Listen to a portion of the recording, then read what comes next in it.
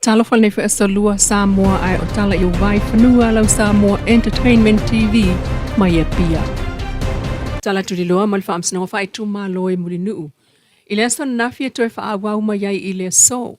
Le mata upu atua i ai le sunga la aulen mali tōpula tai vau. Li o wha atau malama fe pulea i sua. Lisa Schmidt Samuelu le au malon faltua ya sivai kepi. O le mata upu lea na urua i wha amsino ina le tusa le onoma sina taluai. Ina ua whaia mōri a ngā leo leo whaasanga. I le whaia o whaamtalanga e tau lea ngā ili tanga tamal tau pulpule. O mōri anga whaasanga i le toa ono e so tanga umalava. I le mali wai o le li ia onga le NUS tu au maletino. I manu anga onga mai se ta vale lena lave ai.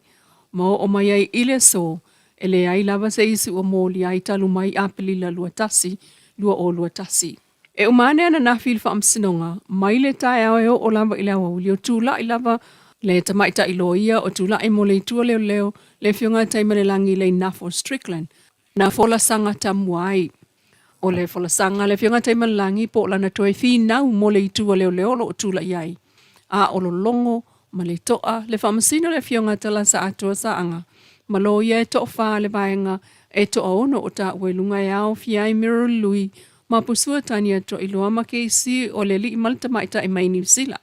Ai tō lau ele te maita ilo ia mōlianga umo i lātou o ilunga. E au fia ele whai o whamtalanga si se.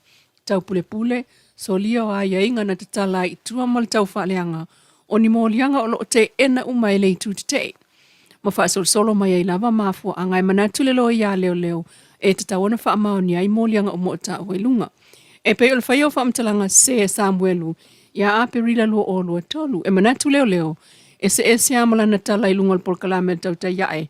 Malaysi fo i whamtalanga ia fe puali lua o lua wha. Ma whina mai le lo i el wha to ahali aliane o mōri maua Samuelu malona to o lua i le ta vale na lavea. Le lua tau sanga mulmuliane lua o lua tolu. A o le lua o lua tasi na lavea i tu au.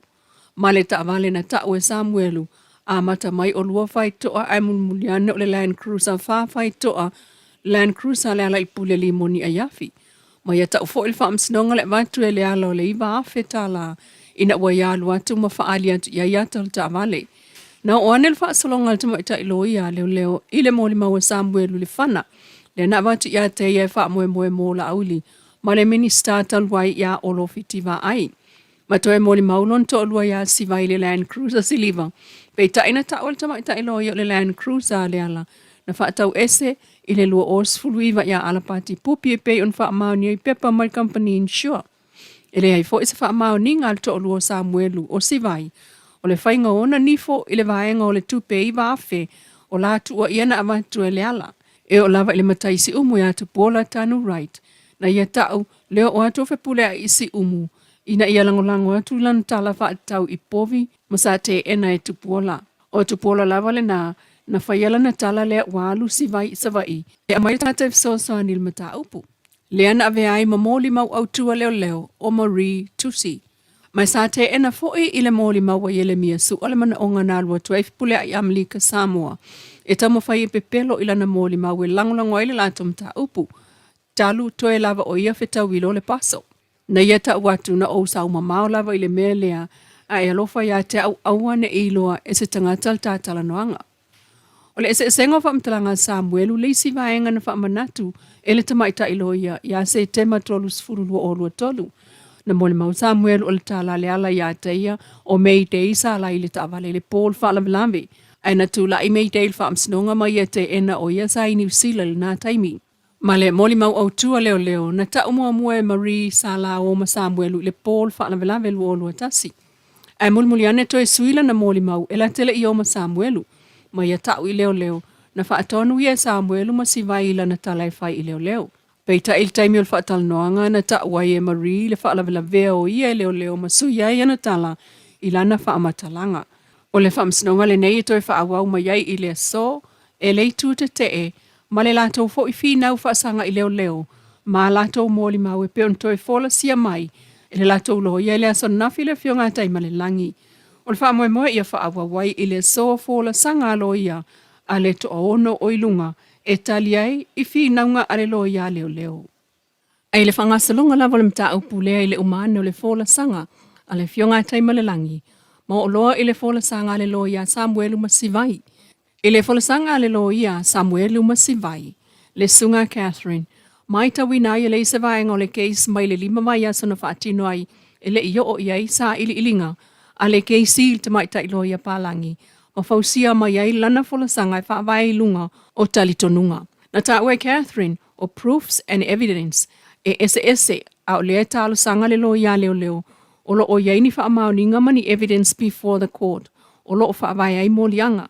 Na matua i fofola i Catherine ele ai ia ni whaamauninga mani moli mau wo o mai il whaamsinonga pēna au mai ele lo ia leo leo e whaamauni ai molianga wo la tau whaia whaasanga ia i la tau ua molia. Lona lua, saunua Catherine i lona o langa whaalo ia ma le iwa tausanga o avea ma prosecutor whaato aia whaia lea o se case whapea. Wa avatu le mamafa matua inga ele i tūtite. E le aini ana whaamauninga, e le aini mau anoa e langolango ai molianga, nothing.